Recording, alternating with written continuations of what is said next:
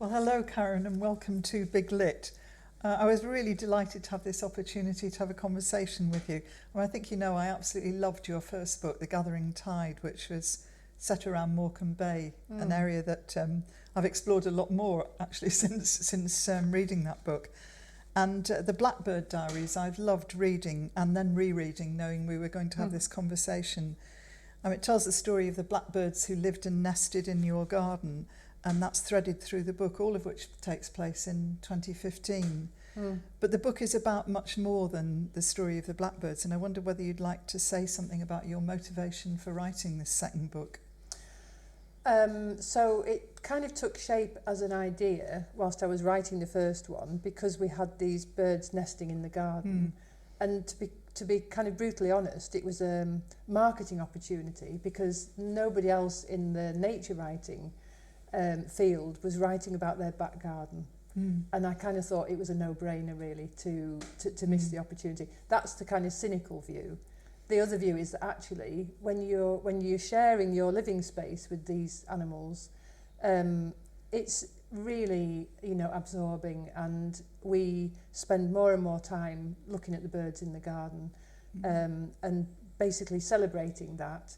And because we live across the road from Kendal Fell, and then that leads you on into the kind of hinterlands of South Lakeland and up into the fells, you can literally walk for as long as you like, keep going all day, and so we live kind of butting up against this other environment, and one feeds the other, so we get birds coming in, we get sparrowhawks, occasionally we get buzzards overhead, and then in the summer you get all the kind of migrant species like the swifts, obviously, and so that was kind of the root of the book, I like the idea of the discipline of writing every day for a year, because I'm really undisciplined otherwise, and it did happen, but it didn't happen every day.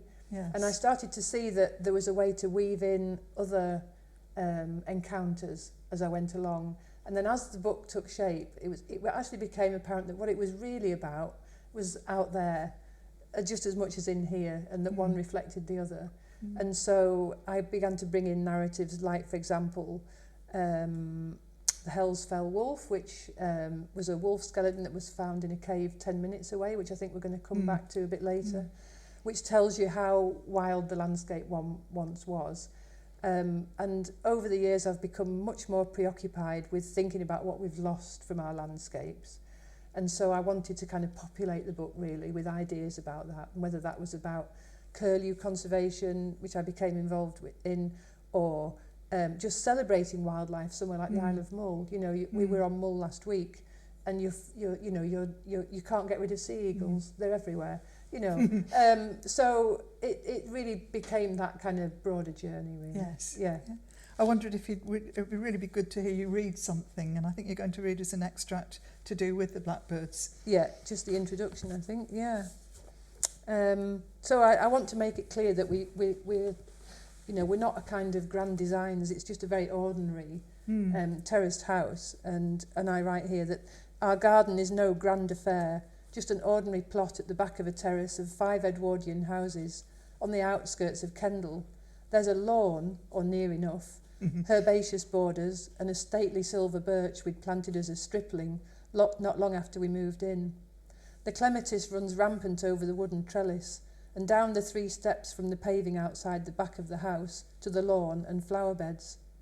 From the kitchen window I keep a constant lookout for the goldfinches and blue tits, the jackdaws and swallows and swifts, the chaffinches and robins, but most of all for the blackbirds. I like to consider them our neighbours, but even more than that, they share our living space. The blackbird is a species above many others with which humans often feel a deep sense of connection, forged entirely because of this close, habitual proximity. They are highly visible birds, and more than any other garden species will tolerate our presence in a way that might suggest that the relationship is two-way. How many gardeners, busy weeding a border on their hands and knees, have not looked up to find a blackbird close by, head cocked to one side, waiting for a turn of worms. And then I start to talk about the proximity of the fell across the road, and it's this that brings with it the gift of birds all year long. The birds that inhabit the fell travel down into the gardens and back up to the fell in a constant two-way traffic. Yet it is to the blackbirds that my attention is drawn continually throughout the year. The common blackbird, a species whose presence is stitched throughout our urban and rural landscapes, beavers away in the background of our lives, providing a soundscape that is so familiar yet deeply affecting. Indeed, it was this music that played into my subconscious in the suburban avenues of my childhood home. A cock blackbird singing after rain, somewhere in the old walled garden of a cottage. The garden, of course, is long gone, but the blackbirds themselves remain, ubiquitous and enriching. The male blackbird song is variously spirited, aggrieved, cautious, wistful, melancholic. Amongst the first birds to sing in the morning, they offer the last of nature's generous solicitousness at the closing of the light. Every day I quietly revel in their proximity, watching for the cockbird's sun-ringed eye and for the quiet, soft, umbered grace of the hen as she turns to look over her shoulder, watching me. I think they know I am beguiled. I love that ending. They know I am beguiled. I think if the reader isn't already beguiled, your beautiful depiction will make all of us want to rush to the window and take a bit more notice of what's so... It's such a common bird and yet so exquisitely beautiful. Yes. Visits to Scotland, as you say, are woven through the narrative to our own Solway coast and Calaverock in Dumfries and Galloway, and further afield, as you mentioned, to the Isle of Mull. I'd love for you to say something about what motivates you to keep returning to this side of the Solway, and perhaps to read us an extract from an encounter with geese. Yeah, sure thing. So, well, Calaverock, of course, you've got two great reserves down on the Solway. There's Calaverock, which is the Wildfowl and Wetlands Reserve, and then you've got the RSPB at Merse Head. And in the winter, they get thousands and thousands of barnacle geese coming in from Svalbard, and I think Greenland, and hooper swans from Iceland. I haven't stayed for a while, but there's a farmhouse on the site that you can stay in. And it's really quite extraordinary being there at this moment when the seasons are changing and the birds are incoming. And in fact, stayed there once with a friend, and I was jealous because her bedroom was overlooking the ponds at the back. But then what happened was there was a full moon, and the hooper swans were arriving in family groups all through the night. And when one group arrived, the others would all kind of stand up and flap their wings and honk at each other. So they were like greeting each other. Well, Fiona didn't get much sleep that night, but, I enjoyed the story the next day. And they obviously recognise individuals and have a sort of degree of intelligence that perhaps isn't always attributed to them.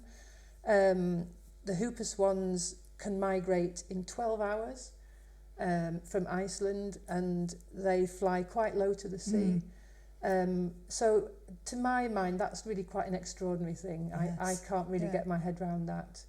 And the way that birds see, and the whole thing about using the Earth's magnetism to migrate. And then, of course, the Wildfowl and Wetlands Peter Scott was instrumental in setting that up. And he used to go to that area to shoot. He was a wildfowler. And then began to ask questions, as one would, I suppose, anybody with a conscience, about why this species was really falling off the radar. And I can't remember the exact figures, but I think they were down to about maybe 2,000 or 3,000 pairs. And so he then changed his mind, his thinking about this, and wanted to preserve the landscape and provide a place. And that's what Calaverock is. It's a field system where the geese can come in and graze. They do feed the geese and swans, but still the right environment is there for them. And so they farm the landscape specifically for the birds, but also for other, there is stock on the fields and so on. So, and now, and again, I can't remember but it's something like 80,000 pairs of barnacle geese come in. It's astonishing. It's an astonishing number, and it just shows what we can do to support wild species. And there's a lesson there for us, isn't there, with our failing biodiversity. that we can, if we want to, kind of try and turn these things around, often with quite decent amounts of success. So I have a friend, Dave, and I stayed in the house one night, and then he was due to come pick me up about, I don't know, 6:30, 7 o'clock in the morning in December, and it was pitch black, and I thought, well, I'll go and wait in the lane and wait for him to come. And then, so this is what happened. This is about watching the geese. But just to say also that, so there's this guy called Bishop Giraldus Cambrensis of Wales in the 12th century, who, I suppose it was kind of fake news really, but he started spreading it about that geese were neither fish nor fowl because they were born of barnacles. And so that they were washed up as driftwood, and that you could see these barnacles. That was the start of the beak and the head, and they grew out there on the salt flats. So is and that, how they became came geese. is that how they came to get the name I barnacle believe it geese? is. It's brilliant. Yeah. And so they said, but also we can eat it on Fridays because they're not fish nor fowl. You see. So and so this is this passage kind of is a re-encountering of the way that people look at geese, and what you see and how it relates to what they saw then. So I'm standing outside in the lane in the pitch dark.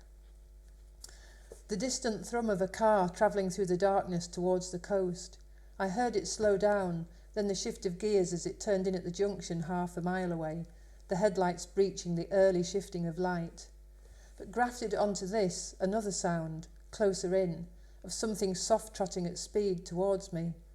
Then a fox morphed out of the darkness, passing between me and the hedge, so close to the end of my boots that I saw its tenebrous outline perfectly, from the pointed nose to the paler tip of the balancing brush, and then moving in foxtrot tempo, it was gone. A car pulled up, a door opened, and there was Dave. A few minutes' journey, barely enough to warm up before we parked and began to walk the boardwalk out across the salt marsh towards the Solway as night shifted to soft focused grey dawn, woodland and mountain and sea margins evolving with the light. We moved along between tall banks of sedge. Something was rattling and shaking as it splashed a watery route away from the boardwalk. We followed the creature's progress by the shifting of the sedge tops against the sky, looked at each other and mouthed, "Otter." The hide was isolated out on the marshes, and stationed inside it, we saw dawn open more and more, yet more gaps in the cloud layer, behind which were luminous carmines and the blue of indigo and gentian. Through binoculars or the scope, we looked out onto the estuary, and there, on distant sandbars, surrounded by the incoming tide, barnacle geese. Settled in long roosting congregations, there were so many, so densely compacted together, it was as if a layer of black fabric covered the sands, or else sheets of darkened timbers cast out upon the sand. Every few minutes, something began to move, and as if lifted by an invisible finger and thumb, a corner of the cloth would lift and shift, becoming pixelated, breaking away from the mass. In small, inky constellations, the geese rose up and arrowed uproariously inland, shape-shifting, welcoming dawn in a squabble of voices. Over the hide they flew. We went outside, my hands not yet thawed, out into the bitter cold to watch them pass inland, V after ragged V. Holding their wings wide, they whiffled down into the fields to settle and lift, then settle and lift again in other fields. Seen with our own eyes in the midwinter darkness, Giraldus barnacle geese had evolved from a place and in a way that, in the Middle Ages, could only have been imagined and barely understood. Thank you. Well, sadly, not all conservation stories are as successful, and I'm thinking particularly of the curlew, which I thought until a very recent conversation with you was doing relatively well here over the border. I know you're especially passionate about the demise of this bird. Could you talk a bit about your take on what's happening with curlews and then perhaps read us something? Yeah, so I should perhaps just explain a little bit that I didn't really know very much about curlews until I was invited to go and work as part of a team of artists in the Shropshire Hills a few years ago, and the team there were raising awareness of what's happening with curlews with the public, but they were also doing research to find out what was happening And then because I got very absorbed in it and realised actually these birds are in great danger of going extinct, I thought, right, what can I do in Cumbria? And so I came home and started having conversations with farmers, and that's kind of ongoing.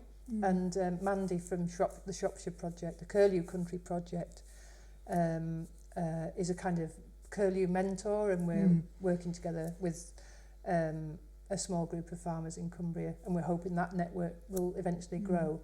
But so I was in this very privileged position to go to Shropshire and spend time with the ornithologists, and you know, might as well been waving a flag that said, you know, I know nothing, you know, and that was the kind of way that the ornithologists, I felt, you know, I was in imposition. And I've learned since that that's actually is quite common, because people are serious about what they're doing. They don't really want interruptions. But I had to learn things like, when you walk into a curlew nest, you take 7 league strides, and as you come out, you brush all the grass back up so that there isn't even a mark of where you've been, because predators will get in. They'll follow the mark, so follow the line. So curlews are suffering massively because of the change from hay meadows to silaging. So the nests have been mown over, chicks haven't got a chance. There's less food in the ground because of what we put on the land, and then the sort of triple whammy is they're getting predated because there are more foxes in the landscape than there have been for many, many, many years. I think Britain's got the highest population of foxes in Europe, or the second highest. Gosh. And we don't like to talk about predator control. So, so I was going out with Tony and his assistant to look at nests, and then I was getting these messages relayed back that one by one, the 22 nests with cameras on them, they were just toppling, being taken by predators. So people see curlew in the land and they think they're breeding. What they don't know is that they're just being got at. And these were on sites where they had potential to get away, but they were all predated. So that pattern kind of sadly replicates itself unless you're on a managed grouse moor where predators are kept very, very low numbers, and that's one of the spin-offs. So I ended up then going over to Yorkshire, meeting a young man called Tom Ord-Pewlett, who owns Bolton Castle Moor, runs a grouse shoot, and then found yourself in this position where you're kind of having to defend your point of view. But I accept a lot of the stuff about grouse moors and what's not right about them, but yet they are the last stronghold of where curlews are doing really well. So what do we do about that? I don't have the answers to that, but I know I don't want to see curlews go extinct. Yes. So so this is a little passage about going out with Tony the ornithologist to visit a nest in Shropshire. There was one more visit with the ornithologist to a nest, this one in a vast field under the shadow of Bromlow Callow, a distinctive circle of pine trees on the summit of a hill, visible for miles. The Callow is a waymarker, part of an ancient trackway that dates back to the Stone Age, used by those navigating the land as they travelled for trade. It was a cattle-droving road too, and I wondered about the number of curlew that used to come in the spring to these blackthorn valleys and hills. What would the drovers have heard as they camped up at night or moved the cattle onwards? That indescribable, bubbling, rising, whistling, haunting call of scores of curlew would have been stitched throughout their soundscape, taken for granted. At a quiet crossroads, we got out of the car, gathered the gear and set out to walk the perimeter of a field under a blue sky cruised by billowing towers of cumulus. I knew the routine, walk in silence, intruding as little as we could. The male curlew flew up from the nest somewhere out there in the long grass and began beating the bounds of the hedges and trees around the field edge, shouting a warning to its mate. David and I continued walking in. The nest camera came into sight. We slowed down, and then David dropped into a half-crouch. I copied instinctively. He put a hand out towards me, indicating stop, and then something began to stir. Materialising out of the long grass, the female came up like a ground spirit. Here she was, so close, this ethereal creature, with that eccentrically long, elegantly curved bill, feathers dappled cream and brown, flecked with rivulets of umber, her gull-sized body pushed up on stilt-like legs. Inside the surrounding white ring, her dark eye watched us watching her. Then she unfolded her wings to reveal the pale speckled underparts and took to the air. This proximity, this encounter, I understood why sometimes people say after such moments that it's like watching in slow motion. Up she flew across the clouds, silhouetted in smooth, determined flight. Numenius arquata, Numenius from the Latin, named for the new moon curve of the bill, arquata from the Greek, for the wings curved like an archer's bow. Travelling across the clouds, she cast her curlew spell, her voice a tone poem. This was the first nest to go, raided by foxes, caught on CCTV. That's so sad. It is sad, and yet we can do things about it, so Yes. hopefully the tide will begin to turn. Yes. But really, until farmers are paid to for environmental goods, the situation isn't really going to change that much. Yeah. And I mean, this seems a very good point at which to talk about the way that you write. It seems to me that one thing that sets you apart from other nature writers is that you see and describe birds, animals and landscapes with an artist's eye for detail, but also with a poet's ear for sound. As a poet, I know I've tried to write about birds, and I find it particularly hard to capture the effect of bird song in words, not to mention cloud patterns or the movement of trees. And I think you do that absolutely brilliantly.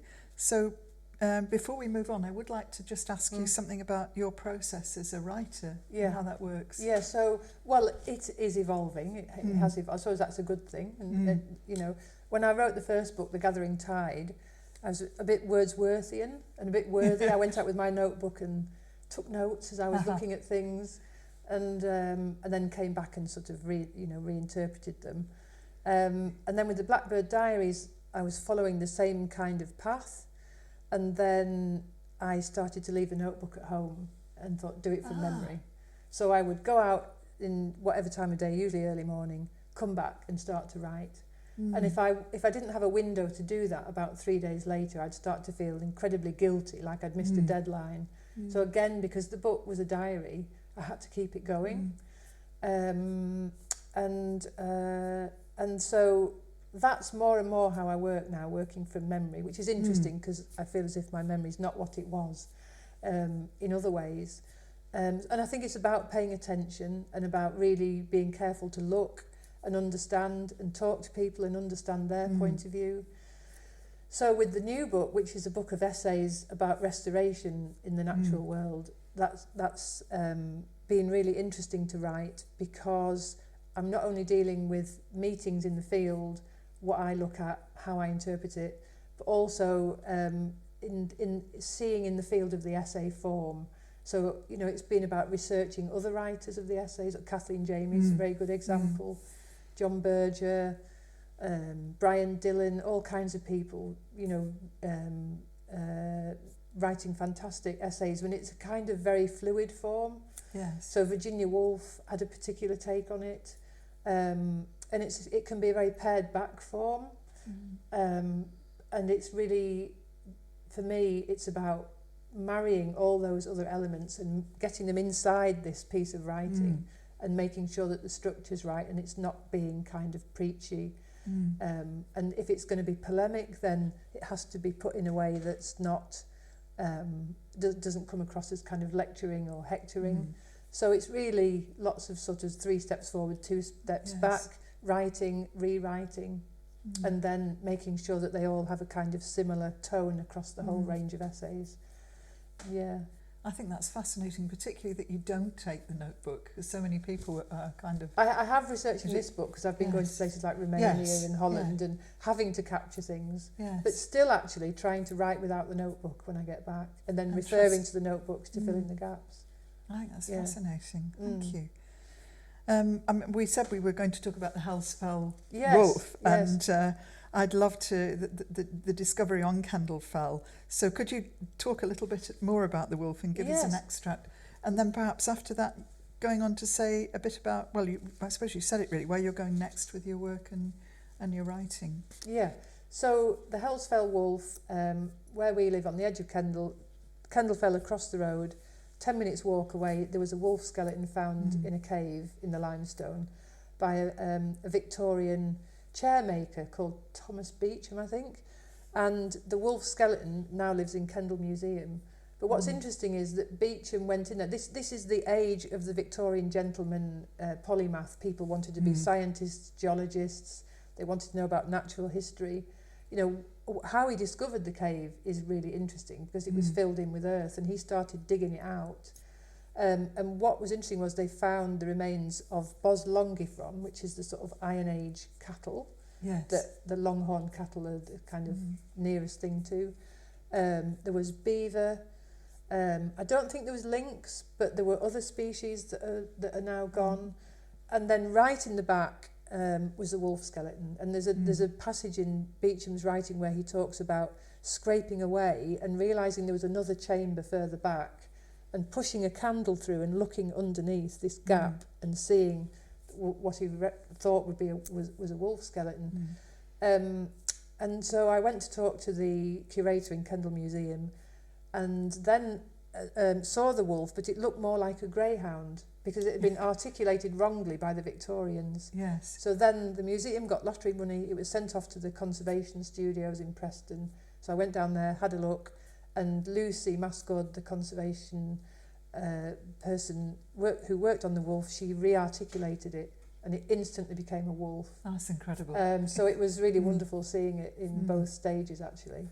So, yeah, so that tells us a lot about what was in the landscape in the past. And what perhaps could be again. And what could be again. But given the problems that there are, people want to bring lynx back, so there's a top predator, but there's a lot of farmers who say that's a nightmare, which is interesting because lynx are a rabbit specialist. They wouldn't take big animals like sheep, they might take lambs. But on Mull, there's a compensation scheme for farmers who lose lambs to sea eagles. So I'm sure there's a manageable way to do it.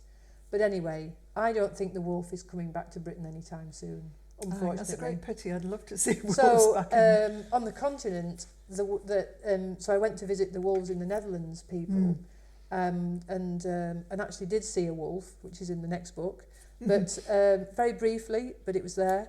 But they realised the wolf was coming back, and they decided they had to plan, how do we receive the wolf? And I thought that was such a fascinating idea. And it makes us seem like a bunch of Luddites who we just put the barriers up. We're not interested in conversation. We just say no. So, it's a very different sort of way of thinking about things, isn't it? Yeah. It is. So did you want me to read a little bit about that, or are we going to move on to something else? That would be nice, yes. So just briefly, later I went for a walk. Following more instinct than reason, I went off track on the fell into an area of scrub and woodland, then clambered up steep ground over shale and long grass. Brambles and self-seeded ash trees blocked the way, forcing me to continually change direction. Eventually, though, I found it, a small, person-sized hole in the ground. Crouching at the edge, I peered down into nothing. I dropped in a small stone, heard it chink as it hit rock some undiscernible distance below. Having been there and seen it for myself, I can confirm that it is testament to Beecham's capacity to search such inaccessible ground that the cave was ever found. But what of the rest of his finds? Some were sent to the Natural History Museum in London, and after Beecham's death, his personal collection was dispersed. In the 1950s, most of it, though not all, was sold to Liverpool Museum, where it remains to this day.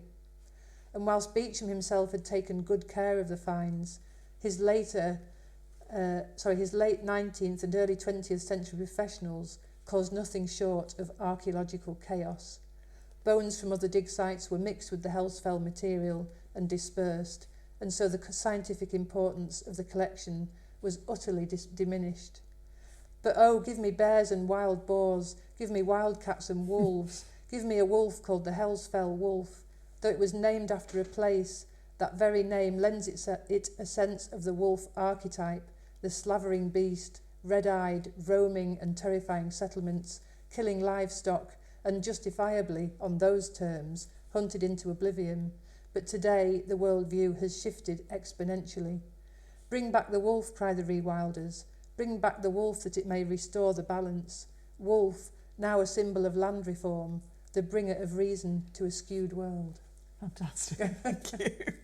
And I know you wanted just to say something about the Blackbird too, and that little message at the end of your book. So yes. just a very short passage about the Blackbird Song. I nearly said curlew song there. So because I think we're living in such difficult times, and it's we saw through COVID, didn't we, how people started paying attention to what was in their back gardens, things that they'd never really considered before, and started getting interested in wildlife.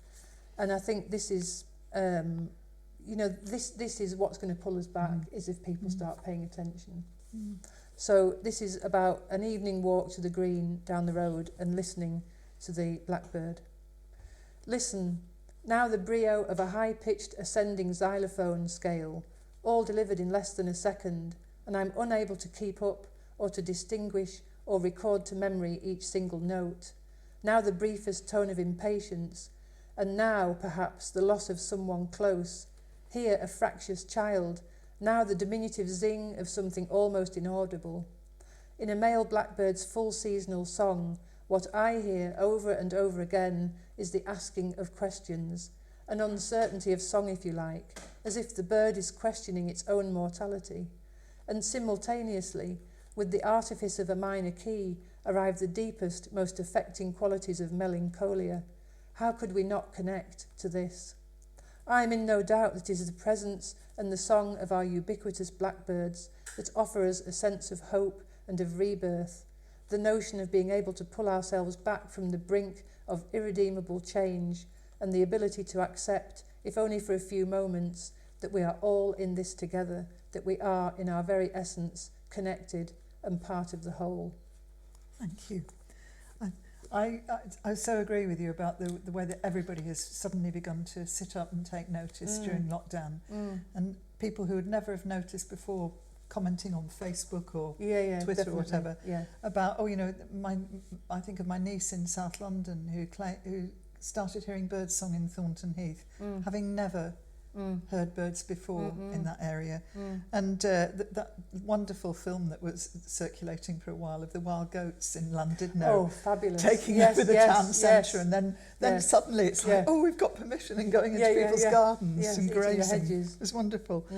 And I can't think, I think that, it looks like we are going to be going into another winter where it's highly likely there will be more in the way of lockdowns. And I can't think of a better book for people to buy who may think they have absolutely no interest in nature or nature writing, but I think if they bought the Blackbird Diaries, it would encourage their own observations, and along with David Attenborough's new series and his extreme concerns about extinction, perhaps might even commit to some action to ensure the survival of our biodiversity as species and habitat.